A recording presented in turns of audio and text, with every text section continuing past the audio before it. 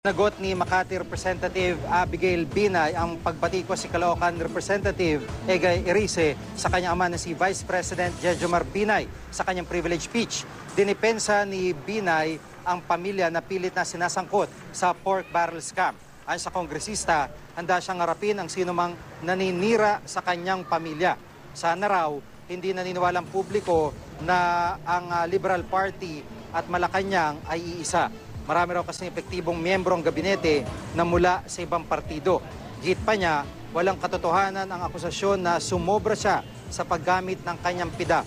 Napakadaling malaman daw mula sa Department of Budget and Management na hindi ito totoo. Simula pa raw noon, transparent na siya sa paggastos ng PIDA. Panawagan niya sa mga kapwa mambabatas, huwag na sanang gumawa pa ng hakbang para dungisan ang Kongreso.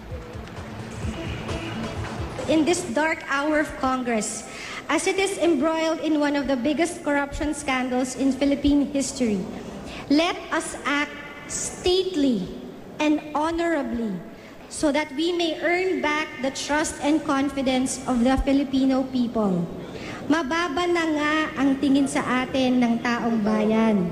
Huwag na nating pasamain pa sa paggamit ng Kongreso para sa maruming politika.